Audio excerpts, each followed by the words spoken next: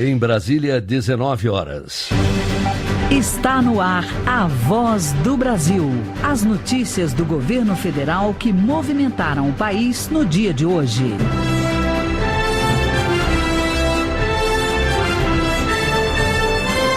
Boa noite. Boa noite para você que nos acompanha em todo o país. Quarta-feira, 15 de fevereiro de 2017. E vamos ao destaque do dia. 200 mil toneladas de milho vão atender pequenos produtores do Nordeste. E o presidente Michel Temer diz que o governo tem atenção especial à região castigada pela seca. Este é um governo que também está ao lado dos pobres do Nordeste e de todo o Brasil. Embora nós tenhamos como lema a história da responsabilidade fiscal, nós não nos esquecemos daqueles mais carentes do nosso país. E você também vai ouvir na Voz do Brasil de hoje. Novas regras vão ajudar pequenos produtores a formalizar e vender seus produtos. Natália Kozlik. A ideia é facilitar as condições de produção para os pequenos produtores de laticínios, mel e ovos. Reforma da Previdência. Governo defende no Congresso proposta para garantir aposentadorias no futuro. E vamos responder dúvidas dos nossos ouvintes sobre o saque do FGTS de contas inativas. A Voz do Brasil de hoje na apresentação de Gláucia Gomes e Ayrton Medeiros. E para assistir a gente ao vivo na internet, basta acessar www.voz.gov.br.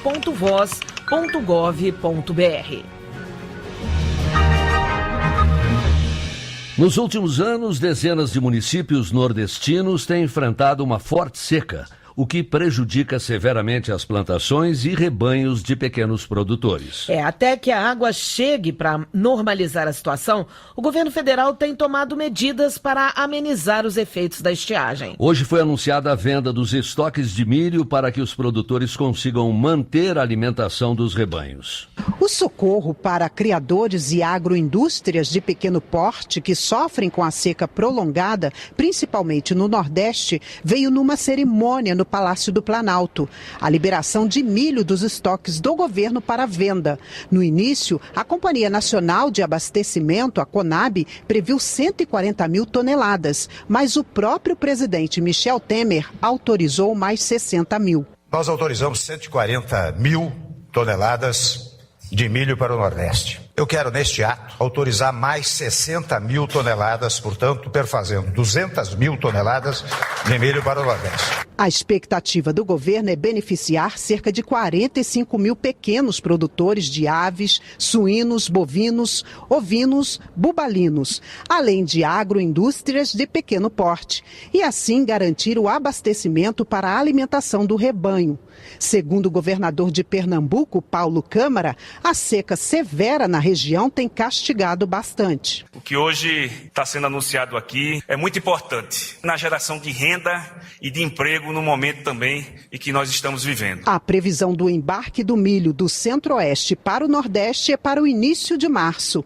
O ministro da Agricultura, Pecuária e Abastecimento, Blairo Maggi, disse que o preço do milho será acessível. A Conab venderá esse milho a preço de balcão a R$30 ou a R$33, dependendo de onde está a posição desse milho. O presidente Michel Temer disse que há uma prioridade em relação à situação no Nordeste. Nosso objetivo é chegar a quem mais precisa e sem muita burocracia, né? Embora governemos para todo o país, há uma prioridade em função do Nordeste. Como já fizemos com o Bolsa Família, com Minha Casa Minha Vida, atos que visam o bem-estar, a prosperidade de todos.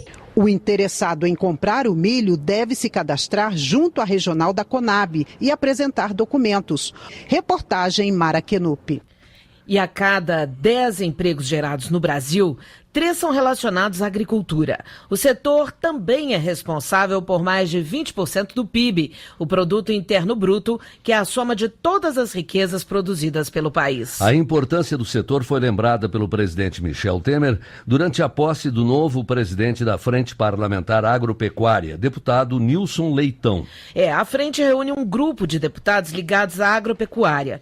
E o presidente Michel Temer pediu mais uma vez o apoio dos deputados para continuar a aprovar reformas importantes para o país. No evento, o presidente Michel Temer afirmou que a Frente Parlamentar Agropecuária tem apoiado as ações do governo e que considera a frente produtiva, por reunir deputados que participam da atividade que é a base da economia, responsável por mais de 20% de tudo que é produzido no Brasil. Quando nós, no governo, dizemos que o Brasil tem rumo, a primeira direção para a qual olho é exatamente a agricultura, o agronegócio. Temer também falou sobre a estimativa recorde da safra atual, com mais de 215 milhões de toneladas, e da previsão de uma grande safra para o ano que vem. O presidente disse que o governo pretende, assim como já vem ocorrendo na agricultura, tornar mais simples o sistema tributário do Brasil. Nós queremos simplificar o sistema tributário do país. Nós queremos desburocratizar, como fez o Blairo Maggi no Ministério da Agricultura.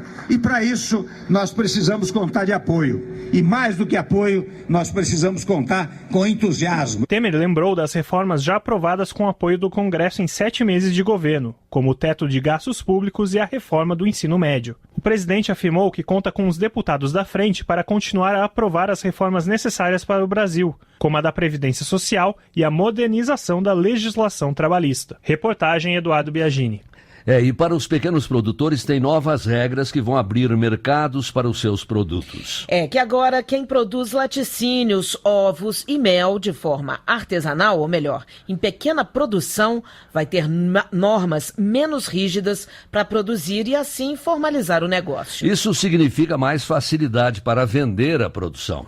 Pequenos produtores de laticínios, ovos e mel vão ficar mais competitivos. As regras que orientavam a produção foram flexibilizadas e agora os donos de pequenos negócios terão mais facilidades, como ressaltou o ministro da Agricultura, Blairo Maggi. Foram feitas 37 mudanças na instrução normativa, criando as condições para que essas pequenas indústrias possam ir para o mercado. Tudo isso está dando a condição para que as pequenas indústrias no interior do Brasil, dos municípios, possam vender para outro município, possam circular com a mercadoria dentro do estado e até em outros estados também. Luiz Carlos Córdovas mora no interior do município catarinense de Lages. Agricultor familiar e produtor de queijo, acredita que a mudança na legislação vai ajudar os pequenos a se desenvolverem. Bom, sim, porque antes tinha as leis que eram exigidas eram muito fortes, rigorosas. Hoje já tem outros caminhos que a gente pode fazer, né? João Melo Miranda também é produtor de queijo em Santa Catarina, no município de Painel. Para ele, a burocracia era o maior impedimento para os pequenos produtores entrarem no mercado formal. A aprovação dessas medidas do governo só veio nos ajudar, porque a burocracia era muito forte, né? As mudanças flexibilizam as exigências de alguns equipamentos e instalações, sem abrir mão dos padrões higiênicos e sanitários, preservando a segurança dos alimentos e a saúde pública. Reportagem Natália Kozlik.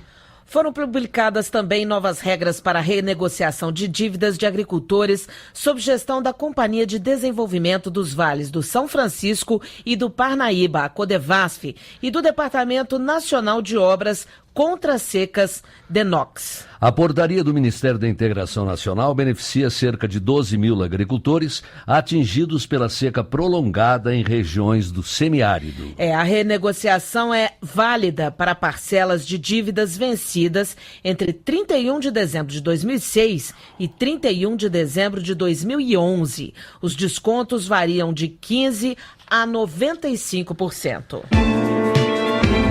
E começaram hoje as audiências públicas que vão discutir a reforma da Previdência. Os deputados da Comissão Especial ouviram o ministro-chefe da Casa Civil, Eliseu Padilha, e o secretário de Previdência, Marcelo Caetano. Eles afirmam que a reforma é essencial para que no futuro todos que tenham direito possam receber aposentadoria. O Brasil precisa se adequar às melhores práticas internacionais. Esta foi uma das mensagens do secretário de Previdência Social, Marcelo Caetano, na comissão especial que discute a reforma na Câmara. Um exemplo é a idade mínima para se aposentar. Segundo Marcelo Caetano, o Brasil é um dos poucos países do mundo que não tem esta regra, proposta agora com a reforma. Caetano ainda apresentou outro problema, as contas do sistema. Caso a reforma não seja aprovada, elas vão aumentar.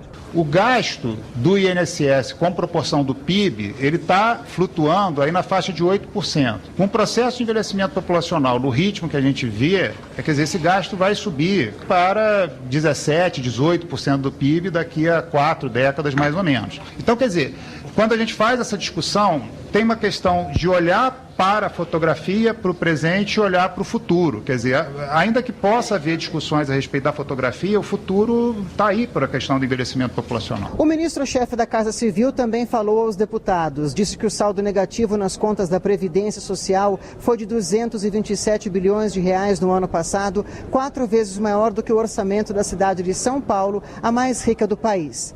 Eliseu Padilha afirmou ainda que a reforma respeita os direitos adquiridos e os aposentados não vão ser prejudicados. Padilha ainda lembrou que as mudanças propostas vão valer para servidores públicos, políticos e trabalhadores da iniciativa privada. Nós estamos buscando a fazer com que todos os brasileiros tenham as mesmas regras para a Previdência Social. O regime geral da Previdência, o regime dos deputados e senadores e o regime dos servidores públicos terão as mesmas premissas, as mesmas bases. No Palácio do Planalto, em evento com produtores rurais, o presidente Michel Temer defendeu que se a reforma não for feita agora, as próximas gerações vão ser prejudicadas. Porque quando se fala em previdência, as pessoas, quem tem 20 anos, 22 anos, dizem, não, isso não é comigo, porque lá para frente é que eu vou pensar em aposentadoria. Mas não é bem assim, não. Se os cofres da previdência estiverem, digamos, vulnerados, como estão nos dias de hoje, mais adiante, o prejudicado não será apenas o aposentado, será aquele que hoje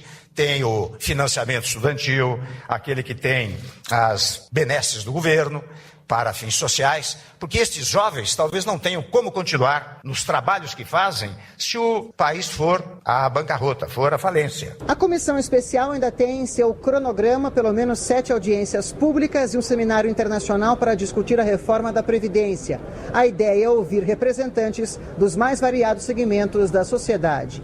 Reportagem Paulo La Sálvia. O porta-voz da Presidência da República, Alexandre Parola, disse nesta terça-feira à noite que o presidente Michel Temer recebeu com tranquilidade a decisão do Supremo Tribunal Federal, o STF, em manter a nomeação de Moreira Franco como ministro da Secretaria-Geral da Presidência. Relator de uma ação que contestava a nomeação de Moreira Franco, o ministro Celso de Mello entendeu que a situação não pode ser encarada como obstrução de justiça. 19h13 no horário brasileiro de verão. Ontem saiu o calendário para saque do FGTS de contas inativas. E daqui a pouquinho vamos tirar dúvidas de muitos ouvintes que querem saber como retirar o dinheiro. E como a gente ouviu hoje aqui na Voz do Brasil, a agricultura deve ter safra recorde. E muito do que produzimos é exportado. Sai do país pelos nossos portos. Se o trabalho por lá for eficiente, garantimos competitividade à frente de outros países. Ao contrário, acabamos perdendo clientes. E um relatório divulgado hoje mostra o desempenho desses terminais no ano passado. Para o ministro dos Transportes, Maurício Quintela, investimentos no setor portuário são prioridade para o governo. Quase 1 trilhão de toneladas. Esta foi a quantidade de mercadorias que passou pelos portos brasileiros no ano passado. Cerca de 630 milhões de toneladas só em granéis sólidos, como soja, milho e açúcar.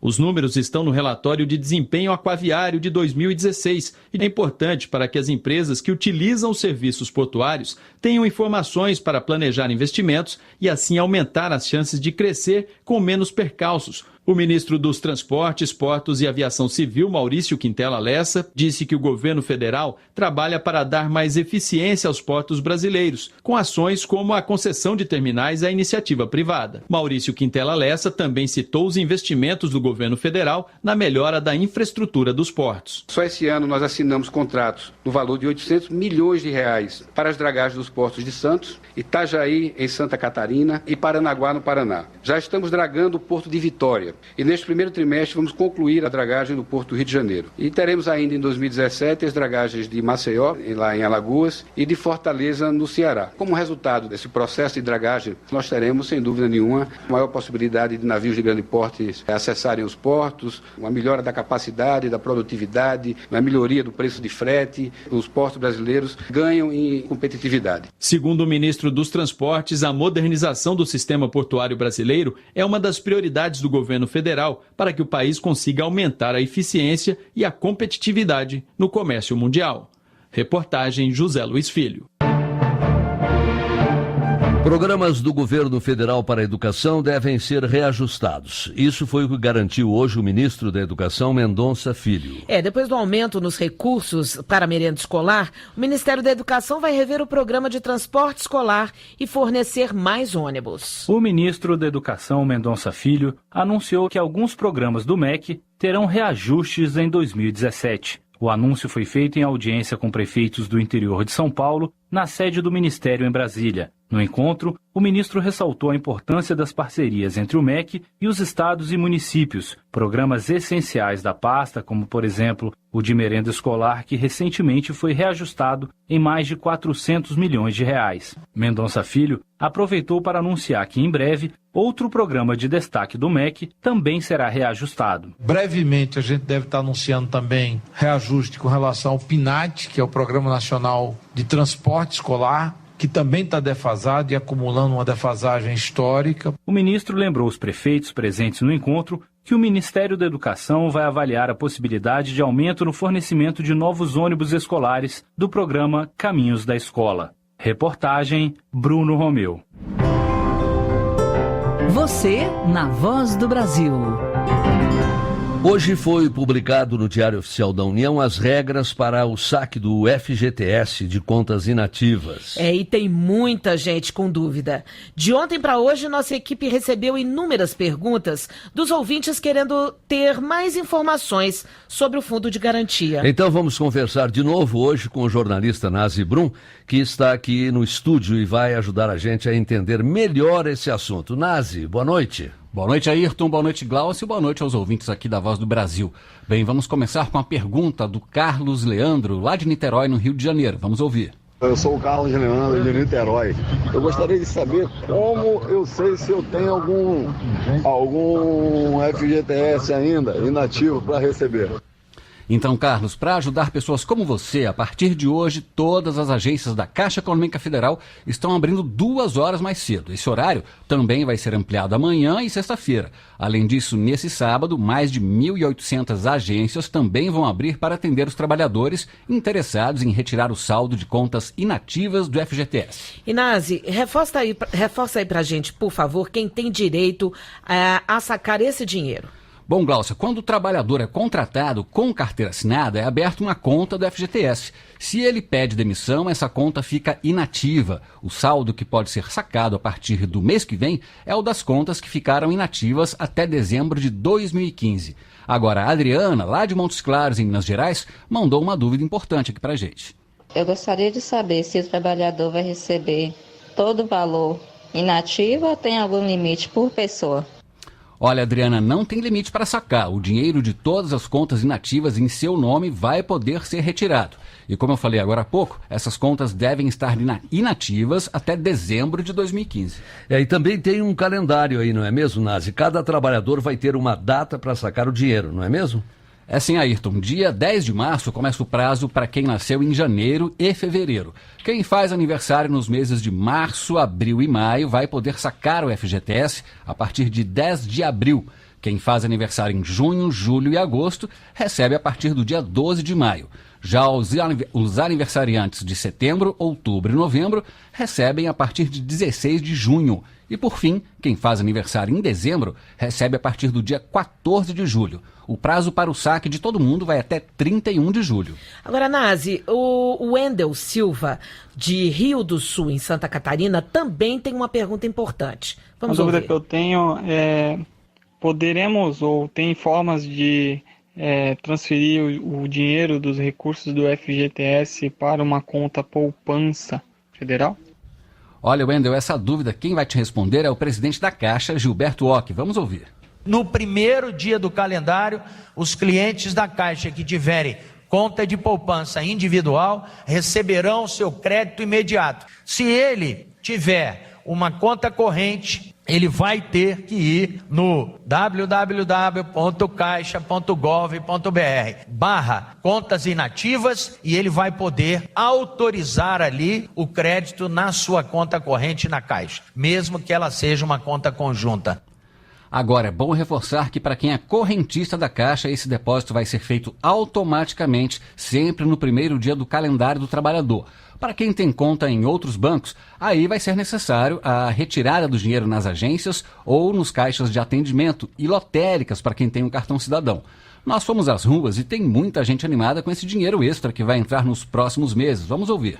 Um dinheiro que você não pode fazer nada, entendeu? Que fica preso, vindo agora, uma hora ou outra, é excelente. Vai usar pra quê? Rapaz, pagar a conta. Colocar alguma coisa em dia. O salário só não tá dando.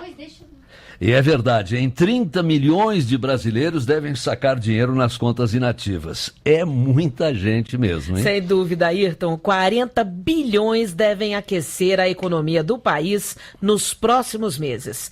Nazi, muito obrigada pelas informações ao vivo aqui com a gente na Voz do Brasil. 19h21 no horário brasileiro de verão. Uma mancha de pele, fungos entre os dedos e até um câncer. Ir à praia e pegar aquele sol é gostoso, mas sempre cuidando da saúde porque as doenças de pele crescem no verão. E nós conversamos com uma dermatologista que fala sobre algumas doenças mais comuns nesse período e também dá dicas para que você possa se prevenir.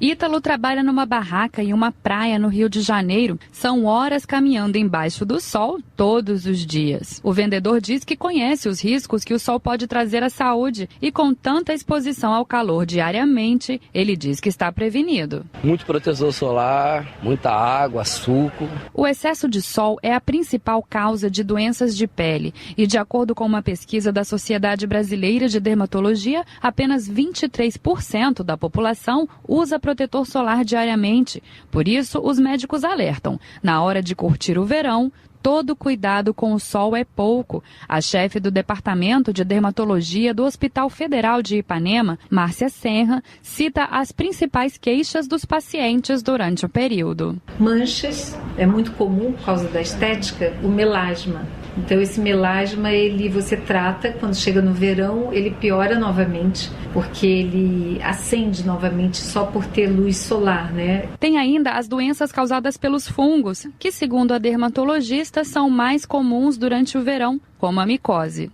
Você fica mais vulnerável porque o fungo gosta de área quente e úmida. Então, se você fica com a sandalinha e o dedo úmido entre os dedos, na virilha, isso aí propicia maior instalação do fungo, ele adora. E para que essas doenças não tenham chance durante o verão, os dermatologistas dão algumas dicas, como secar bem o corpo após o banho, não andar descalço no chão úmido e evitar usar sapatos muito fechados durante o dia inteiro de calor. É importante também evitar o sol entre 10 e 16 horas e aplicar o filtro solar a cada 2 horas. A exposição solar sem proteção é responsável ainda pelo tipo de câncer mais frequente no Brasil, o não melanoma. A doutora Márcia Senra fala sobre a doença. A preocupação maior é com câncer de pele. Pode surgir de uma pinta, de um sinal que já existia, ou ele pode, pelas exposições sucessivas, aparecer. A estimativa do INCA é de 175 mil novos casos de câncer de pele não melanoma a cada ano. Reportagem Natália Mello. Essas foram as notícias do governo federal. Uma realização da Secretaria de Comunicação Social da Presidência da República. Fique agora com o Minuto do TCU e em seguida as notícias do Poder Judiciário e do Congresso Nacional. Boa noite. Boa noite para você e até amanhã.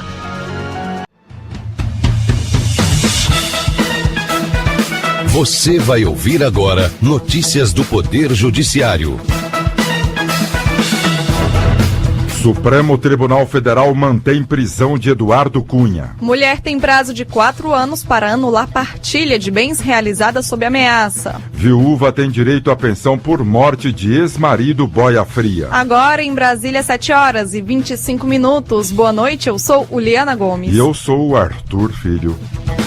Por 8 votos a 1, o plenário do Supremo Tribunal Federal mantém a prisão de Eduardo Cunha. Assim fica mantida a decisão individual do ministro Teori Zavascki, que em dezembro do ano passado rejeitou o pedido de liberdade do ex-deputado federal, Ricardo Viula. Eduardo Cunha está preso desde outubro do ano passado, após decisão da Justiça Federal em Curitiba. Para a defesa do ex-parlamentar, a prisão não poderia ser decretada com base nas mesmas questões já analisadas pelo Supremo Tribunal Federal em outro processo. Na ocasião, em maio de 2016, os ministros do STF determinaram o afastamento de Eduardo Cunha da presidência da Câmara e do cargo de deputado federal. Mas o ministro Fachin, relator dos processos da Lava Jato, destacou que na condição de deputado federal, quando o STF analisou o caso, Cunha só poderia ter sido preso em flagrante devido à imunidade parlamentar, o que não é o caso agora. A maioria dos ministros acompanhou o entendimento de Fachin para negar a liberdade a Eduardo Cunha. Além disso, o ministro afirmou que antes de buscar o STF, o ex-parlamentar deve aguardar decisão final do Superior Tribunal de Justiça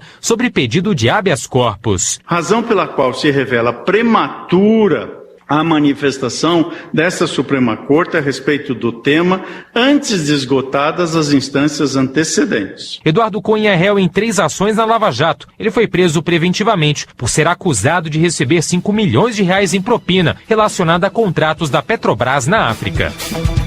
É de 4 anos o prazo para se pedir a anulação da partilha de bens que foi estabelecida após algum tipo de coação. A decisão é do Superior Tribunal de Justiça ao analisar caso de uma mulher em São Paulo que tentou anular a divisão do patrimônio feita com o ex-companheiro, Fátima Uchoa. A mulher alegou que teria aceitado a partilha dos bens sob ameaças de morte e violência física, inclusive contra os próprios familiares. O Tribunal de Justiça paulista negou o pedido dela, considerando que o prazo para anulação seria de 1 ano e já havia expirado. Ao analisar recurso especial no Superior Tribunal de Justiça, o ministro Luiz Felipe Salomão considerou que o Código Civil contém regra específica sobre o prazo para se pedir a anulação do negócio por vício de vontade, que nesse caso é a coação.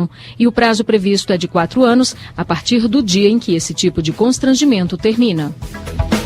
Justiça Federal em São Paulo condena servidor do INSS e uma comparsa por concessão ilegal de aposentadorias em Sorocaba. A decisão atende a pedido do Ministério Público Federal. Ana Gouveia. Essa não é a primeira condenação dos 2 envolvidos no esquema. Eles cobravam propinas para beneficiar algum segurado nas concessões de aposentadoria. Nesse caso, a Justiça condenou cada um a pena de 2 anos e 8 meses por corrupção passiva e a 3 anos e 4 meses pela inserção de dados falsos no sistema. A denúncia faz parte da Operação Zeppelin, que desvenda a quadrilha que oferecia obtenção irregular dos benefícios na região. Viúva tem direito à pensão por morte de ex-marido boia fria.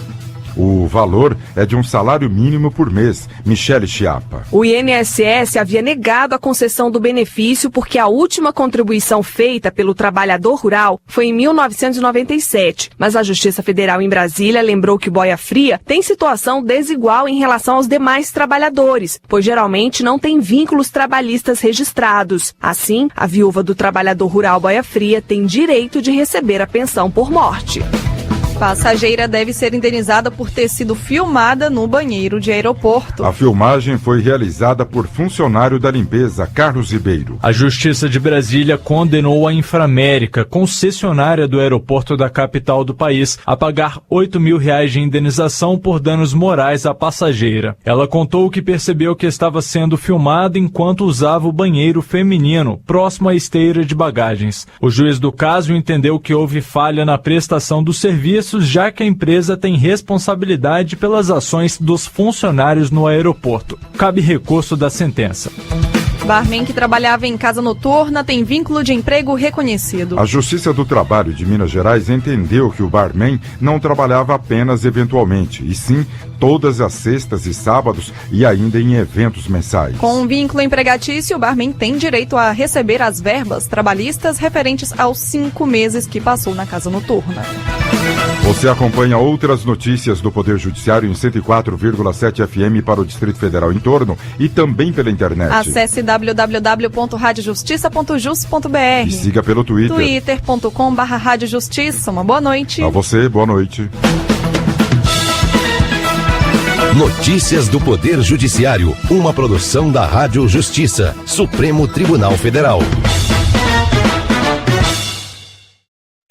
Está no ar, o Jornal do Senado. Senado aprova projeto que estabelece regras para pesquisas clínicas em seres humanos. Segue para o plenário proposta que torna mais rigorosa a penalidade para quem vender medicamento falsificado. Eunice Oliveira afirma que matérias de interesse dos estados começam a ser votadas ainda este mês. Estes são os destaques de hoje do Jornal do Senado, que começa agora. Boa noite. Boa noite. Em reunião com governadores, o presidente do Senado se comprometeu a colocar em votação projetos da repatriação e securitização da dívida dos estados. Outros 3 itens da pauta de reivindicações ainda precisarão ser discutidos com os líderes partidários. Repórter Marcela Cunha. Os governadores pediram agilidade na aprovação da proposta de securitização da dívida. A iniciativa autoriza a venda da dívida de contribuintes e de empresas junto ao poder público para instituições financeiras e está pronta para ser analisada pelo plenário. Segundo o presidente do Senado, Eunice Oliveira, o texto deve ser colocado em votação a partir do dia 21.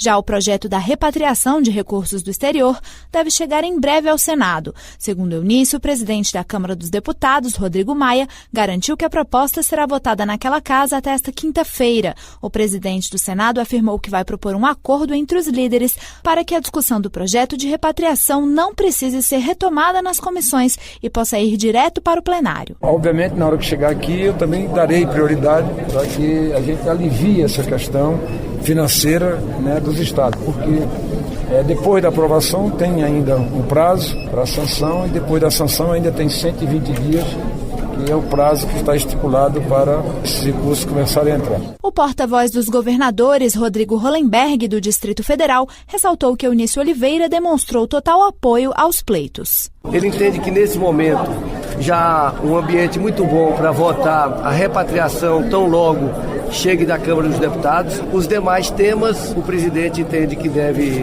conversar com os líderes, mas mostrou toda a disposição de avançar com a pauta de interesse dos estados. E o senador Fecha Ribeiro, do PSTB do Pará, cobrou a votação do projeto que compensa os estados que tiveram perdas com a desoneração do ICMS que incide sobre produtos exportados, prevista na Lei Candir. A recomendação para que o Congresso avalie esse projeto em até 12 meses foi tomada pelo Supremo Tribunal Federal no final do ano passado, quando julgou uma ação movida pelo estado do Pará. O senador Fecha Ribeiro explicou que se senadores e deputados não votarem essa proposta até dezembro de 2017, a determinação do STF é que o Tribunal de Contas da União faça os cálculos para determinar os repasses aos estados prejudicados com a desoneração do ICMS. Só o Pará, de 1997 a 2015, deixou de arrecadar aproximadamente 46,6 bilhões com as desonerações. Os 3 estados que mais perdem pela não tributação das exportações, Minas, Mato Grosso e Pará. Comissões. E o plenário do Senado deve analisar projeto aprovado hoje pela Comissão de Constituição e Justiça que torna mais rigoroso o combate à pirataria de medicamentos, cosméticos, produtos de higiene e perfumaria. Para tanto, a proposta de autoria do senador Humberto Costa, do PT de Pernambuco, acaba com o prazo de suspensão do funcionamento de empresas que forem flagradas vendendo tais produtos falsificados. Repórter Roberto Fragoso. O relator Jorge Viana, do PT do Acre, explicou que a lei de 1977 suspende as atividades durante testes para confirmar a suspeita de pirataria, mas se o trabalho não for concluído em 3 meses, a venda do produto apreendido e o funcionamento do local são automaticamente liberados, o que favorece a impunidade. O projeto objetiva combater atividades de pirataria e adulteração de produtos, especialmente medicamentos, cosméticos e correlatos. É uma matéria da maior importância. A lei só permite a interdição do estabelecimento pelo prazo máximo de 90 dias, fim do qual o produto ou estabelecimento será automaticamente liberado. Então, no nosso ponto de vista, é uma lei antiga e ela facilita que a prática seja repetida. Humberto Costa defendeu que a suspensão das atividades por tempo indeterminado vai se somar a uma série de iniciativas para combater os crimes sobre os remédios, que além da falsificação, incluem o roubo e o desvio de produtos do Sistema Único de Saúde. A fiscalização vai a uma farmácia, descobre que ali existem medicamentos roubados, falsificados, se faz ali um fechamento provisório, mas no dia seguinte ela volta a funcionar. Com essa proposta, essa empresa só vai poder funcionar depois que o processo administrativo legal tiver sido concluído e que dê pela inocência ou pela inexistência de atividade criminosa. E na Comissão de Assuntos Econômicos, um projeto prevê que seja isento do imposto sobre produtos industrializados quem comprar veículos usados para auxiliar quem explora trailer, quiosque ou os conhecidos por food truck, desde que utilizados nessas atividades comerciais. Relator da proposta, o senador Hélio José, do PMDB do Distrito Federal, acredita que a medida pode estimular os pequenos empreendedores, especialmente nesse momento de crise. Além de gerar mais impostos, gera emprego, porque nós hoje, por caso do Brasil, 270 mil desempregados, não dá para a gente conviver com essa situação. Então, hoje o cara que é do food trucks, ele gera 3, 4, 5 empregos, além de gerar a oportunidade de ter um produto de qualidade próximo da residência, próximo dos pontos de encontro de muita gente. A senadora Lídice da Mata, do PSB da Bahia, informou que a Polícia Federal foi às ruas hoje para desbaratar um grupo criminoso que agia no tráfico de pessoas para fins de exploração sexual. As vítimas eram levadas de Fortaleza, no Ceará, para a Itália e Eslovênia. Lídice contou ainda que a Operação Marguerita cumpre 13 mandados de prisão preventiva, 2 de prisão temporária, 13 de busca e apreensão e 18 mandados de condução coercitiva. Lídice da Mata foi relatora da Comissão Parlamentar de Inquérito que investigou, de abril de 2011 a dezembro de 2012, o tráfico de pessoas. Foi um importante momento de denúncia do tráfico de pessoas que, em 80% desses casos, são de mulheres e para fins de exploração sexual. Rio Branco, capital do Acre, sofreu na madrugada desta quarta-feira uma ação de vândalos de criminosos que tentaram atear fogo em 4 ônibus coletivos.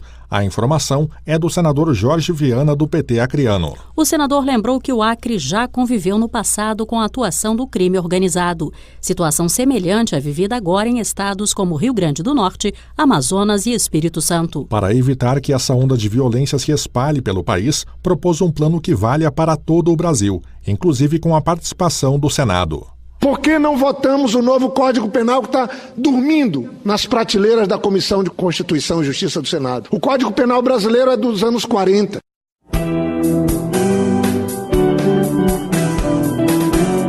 Após 2 anos de discussão, Senado aprova o projeto que cria o Marco Legal de Pesquisas Clínicas de Medicamentos em Seres Humanos. Pela proposta, os voluntários contarão com assistência após o estudo e os pesquisadores terão que seguir protocolos rigorosos. A repórter Érica Christian tem as informações ao vivo. Boa noite, Érica. Boa noite, Tiago, de autoria dos senadores Ana Amélia, do PT Gaúcho, Valdemir Moca, do PMDB de Mato Grosso do Sul e Walter Pinheiro, do PT da Bahia, esse último licenciado. O projeto libera as pesquisas clínicas de medicamentos em seres humanos. Os testes precisam ser registrados no Conselho de Ética em Pesquisas, vinculado ao Ministério da Saúde. Pelo projeto, a participação no experimento será voluntária, desde que apresentado um termo de consentimento em que o voluntário saiba de todos os riscos. A proposta estabelece ainda que a pesquisa não vai se sobrepor aos direitos, dignidade, segurança e bem-estar do paciente. O voluntário não será remunerado por participar da pesquisa, mas contará com um ressarcimento de despesas com transporte ou alimentação. Pelo projeto, ele será indenizado e terá direito à assistência médica por eventuais danos sofridos em decorrência dos testes. Ana Amélia revelou que o projeto surgiu de um paciente diagnosticado com câncer de pulmão sem nunca ter fumado e que sobreviveu graças candidatas a uma participação em uma pesquisa. A senadora explicou que a aprovação unânime se deveu ao debate sobre a liberação da pílula do câncer, que dependia desses testes clínicos para ser comercializada. Lembra quando houve o debate sobre a pílula do câncer? O que era isso? O desespero das pessoas, porque as pessoas que estão sofrendo de doenças graves têm pressa e nós temos que trabalhar com a pressa de quem sofre. O sofrimento é doloroso, então nós precisamos agir desta forma, sintonizados e sensibilizados com a dor das pessoas. O líder da minoria, senador Humberto Costa, do PT de Pernambuco, comemorou a obrigação da oferta gratuita do medicamento experimental até a distribuição pelo SUS, desde que comprovada a melhora do paciente. Isso foi uma medida importante. É óbvio que era melhor que isso fosse garantido ao longo de toda a vida da pessoa que participou da pesquisa, mas pelo menos garantir que ela terá acesso ao medicamento. Até que o Sistema Único de Saúde esteja disponibilizando para toda a população brasileira, é sem dúvida um avanço. O projeto segue agora para a Câmara dos Deputados. Érica Christian, ao vivo, para o Jornal do Senado. Jornal do Senado. Apresentação Marluce Ribeiro e Tiago Medeiros. Áudio Antônio Carlos Soares. O Jornal do Senado fica por aqui. Acompanhe agora as notícias da Câmara dos Deputados. Boa noite. Boa noite.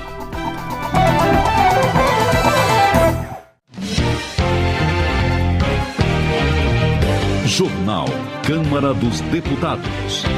Câmara pode votar em março nova regra de licenciamento ambiental. Proposta em tramitação anistia policiais militares do Espírito Santo. Deputados apontam crise nos estados com perdas de arrecadação.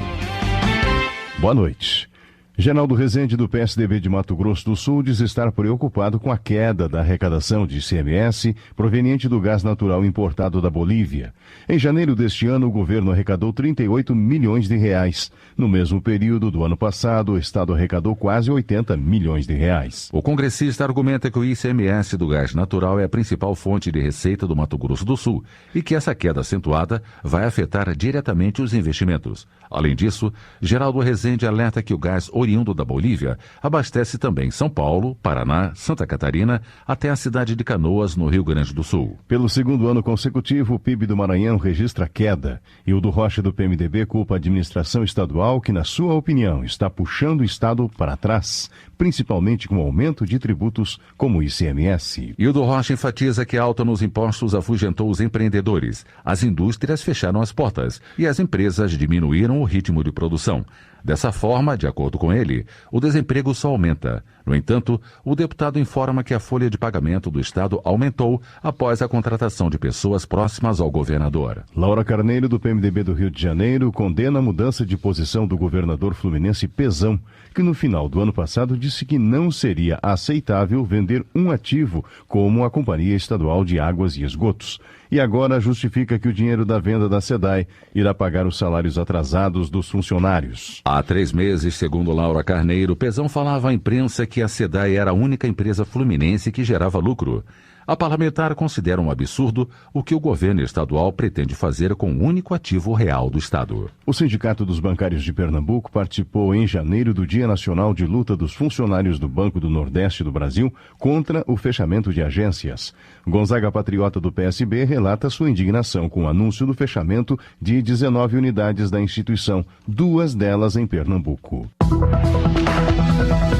No ano passado, a Companhia Siderúrgica do PECEM, no Ceará, conseguiu atingir a marca de 1 milhão de placas de aço produzidas. Segundo Raimundo Gomes de Matos, do PSDB, a alta tecnologia utilizada pela siderurgia do PECEM tem ajudado a desenvolver a região com sustentabilidade. A ampliação do prédio do Tribunal Regional Eleitoral de Ponta Grossa, no Paraná, foi inaugurada no início de fevereiro. Sandro Alex, do PSD, informa que destinou recursos por meio de emenda parlamentar para que a reforma fosse realizada. O objetivo, segundo ele, foi acelerar os processos daquela comarca e ampliar o atendimento à população. Carlos Henrique Gaguinho, do PTN do Tocantins, faz um apelo ao governo federal para que pague rapidamente as emendas relativas a 2016, principalmente as que se referem à saúde. Ele defende que as emendas sejam pagas sempre no mesmo ano em que forem apresentadas. O governo do Acre e deputados da bancada federal protocolaram emendas que garantem investimentos em hospitais de Acrelândia, Sena Madureira e Feijó.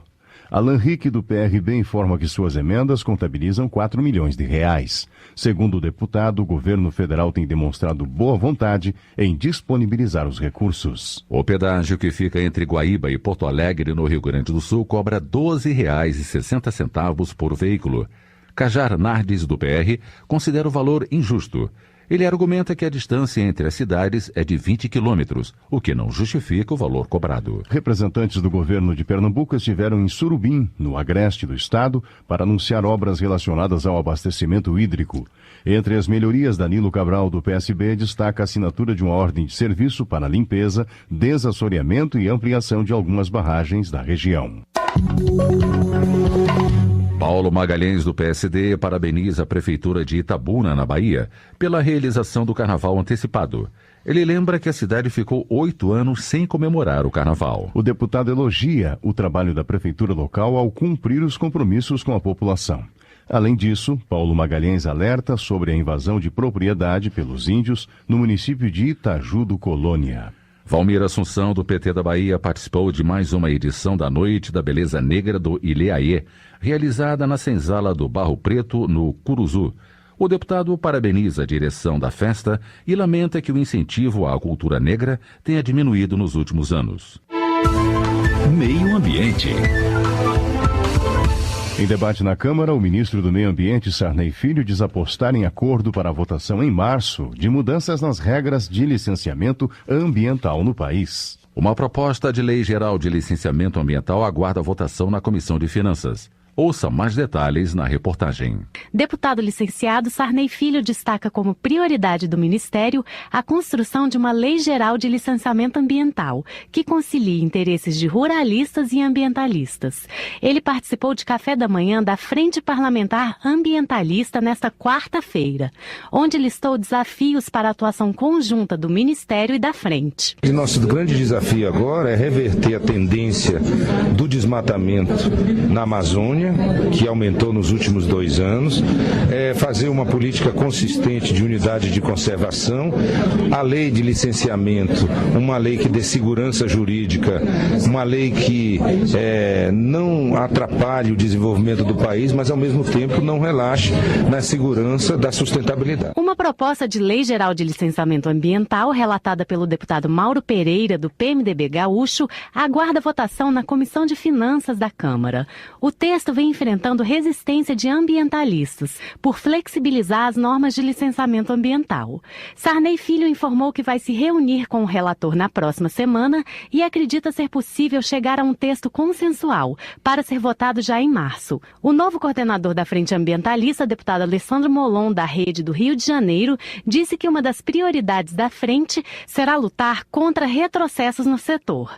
Ele assumiu a coordenação no lugar do deputado Ricardo Trípoli, do PSDB paulista. A gente tem um ano de desafios pela frente. De um lado, evitar qualquer tipo de retrocesso, seja no que diz respeito ao licenciamento ambiental, seja no que diz respeito à venda de terras brasileiras para estrangeiros, seja no que diz respeito, por exemplo, à proteção de terras indígenas ou unidades de conservação. Por outro lado, nós também temos como desafios conquistar avanços, né? Como, por exemplo, aprovar a PEC do Cerrado, aprovar o projeto de lei do mar, garantir, por exemplo, avanços no saneamento básico, na instalação de aterros sanitários, acabar com os lixões no Brasil. Alessandro Molon acredita que a força da frente vem de seu caráter suprapartidário e da participação da sociedade civil nas discussões. O café da manhã desta quarta-feira contou com a presença de representantes de organizações ambientalistas, como a SOS Mata Atlântica. A frente conta com mais de 200 deputados. Da Rádio Câmara de Brasília, Lara Rage.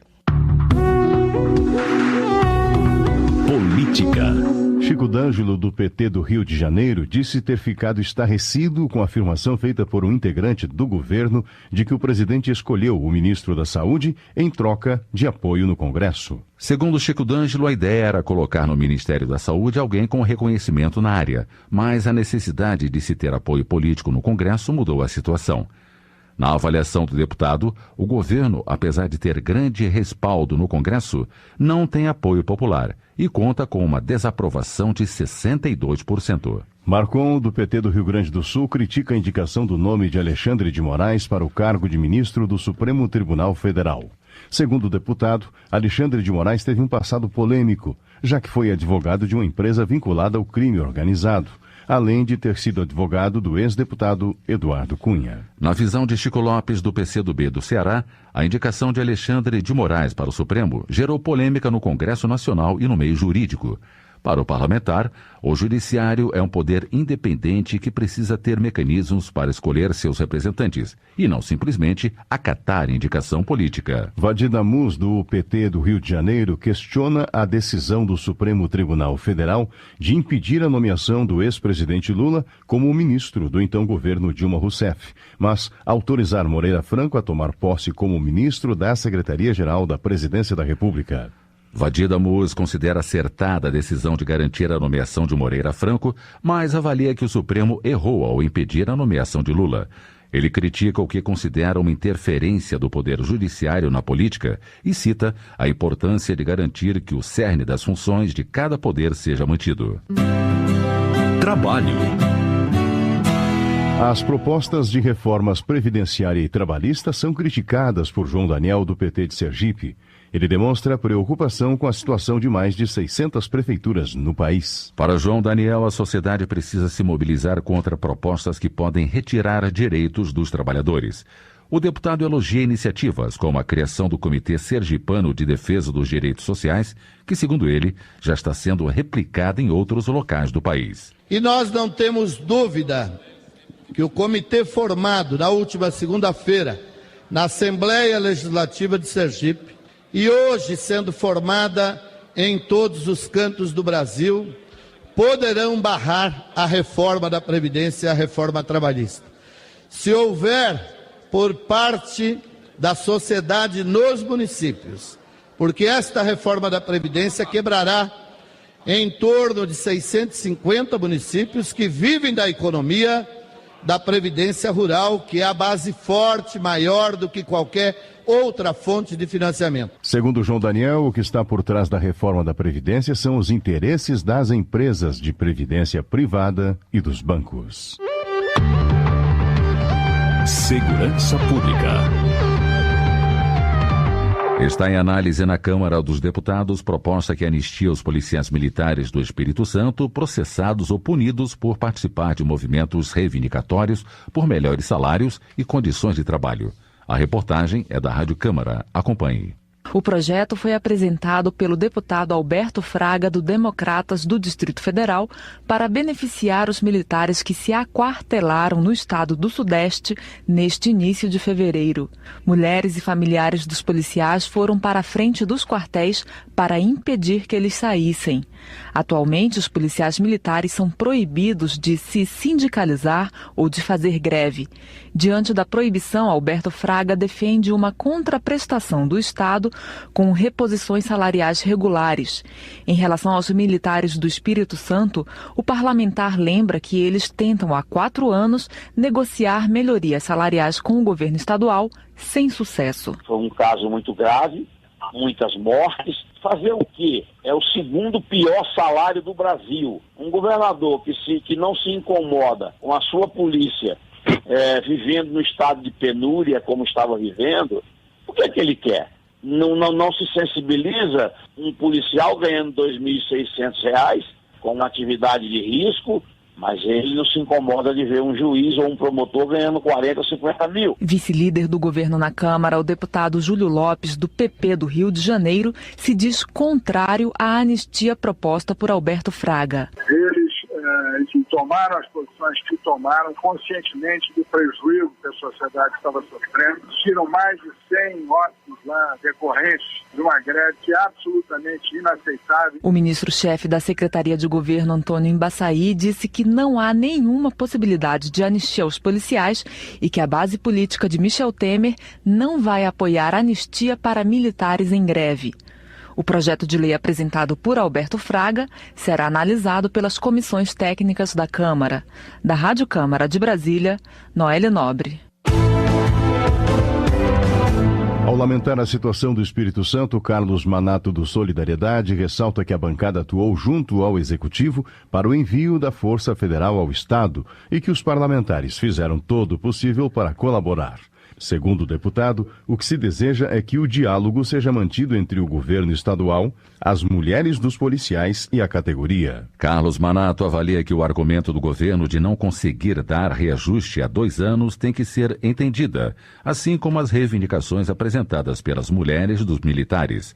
Ele comenta a decisão de abertura de processo para punir e até demitir PMs e lembra que em outras ocasiões houve anistia para os policiais. Preocupado com a situação de violência no Espírito Santo, Givaldo Vieira do PT defende a criação de uma comissão externa da Câmara para acompanhar a situação do Estado. Além disso, ele elogia a decisão do governo federal de enviar o Exército e a Força Nacional para coibir as ondas de violência. Delegado Edson Moreira, do PR de Minas Gerais, chama atenção para artigo de sua autoria sobre a crise carcerária e o descontrole do governo federal em relação à escalada da violência.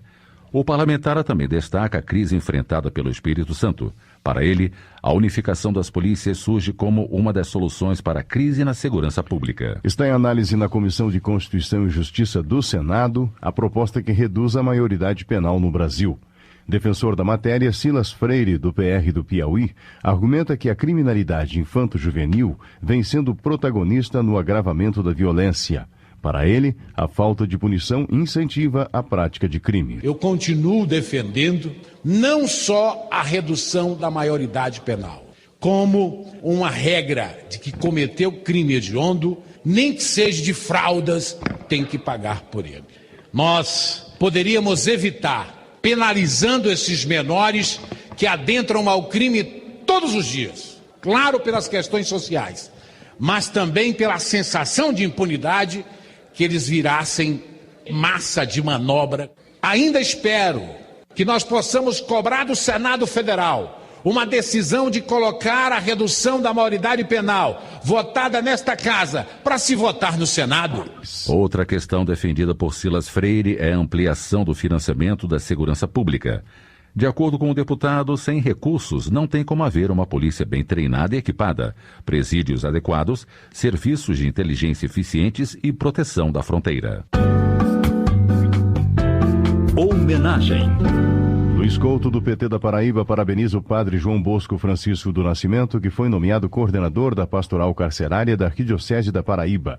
Ele também destaca a festa de Nossa Senhora da Luz, que é padroeira da cidade de Guarabira, além do aniversário de 86 anos do padre Leonardo Teodoros Vicers. A nova defensora pública do Acre, Roberta de Paula Caminha, tomou posse no fim de janeiro e ficará no cargo durante os próximos 2 anos. Ao elogiar a escolha, Léo de Brito, do PT, ressalta que a defensora se notabilizou por sua competência e pelo trabalho junto aos mais necessitados. Davidson Magalhães, do PCdoB da Bahia, lamenta o falecimento de Vanildo Pereira Nunes, fundador do Sindicato da Construção Civil da cidade de Teixeira de Freitas e primeiro presidente do Partido Comunista do Brasil no município. Educação. A comissão especial que discute o projeto de lei que institui a escola sem partido ouviu hoje convidados favoráveis e contrários à proposta.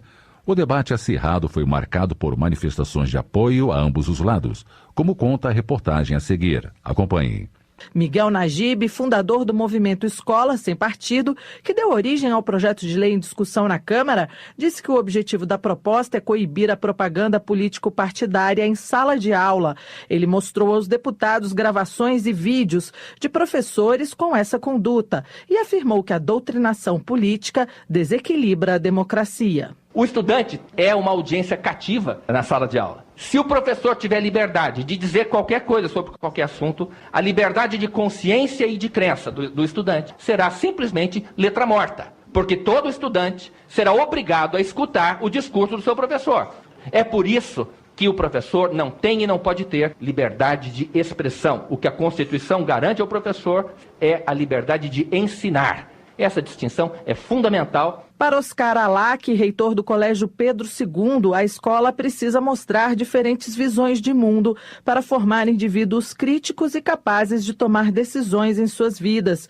Ele disse ainda que contradições são necessárias para formar estudantes mais tolerantes com as diferenças. As questões raciais, de gênero, políticas, econômicas, as questões de transporte, de saúde, de educação, de reforma política, da Previdência. Essas questões todas precisam de um fórum de debate. E um fórum adequado para debates é a escola. Mas acho que a falta do debate franco, independente, isso levará a mais desigualdades no tratamento dessas questões. O relator do projeto Escola Sem Partido na comissão especial, o deputado Flavinho, do PSB de São Paulo, disse que sua intenção é debater o tema ao máximo. Da Rádio Câmara de Brasília, Georgia Moraes. Servidores e estudantes da Universidade do Estado do Rio de Janeiro, a UERJ, devem realizar novas manifestações de apoio à instituição que sofre com a falta de recursos. Benedita da Silva, do PT, se solidariza com os manifestantes e lembra que 40 mil alunos de mestrado, doutorado e graduação podem ser prejudicados. Últimas notícias. Os deputados estão reunidos neste momento para votar o projeto que reabre prazo para legalização de dinheiro mantido irregularmente no exterior por brasileiros, com divisão de recursos de multas com estados e municípios. O relator da matéria, Alexandre Baldi, do PTN goiano, alterou o percentual relativo à multa de repatriação. Pelo novo texto, o imposto continuará a ser de 15%, mas a multa será de 20,25%. Termina aqui o Jornal Câmara dos Deputados. Boa noite. Boa noite. Nós voltamos amanhã. Voz do Brasil. De segunda a sexta, às 19 horas. Boa noite.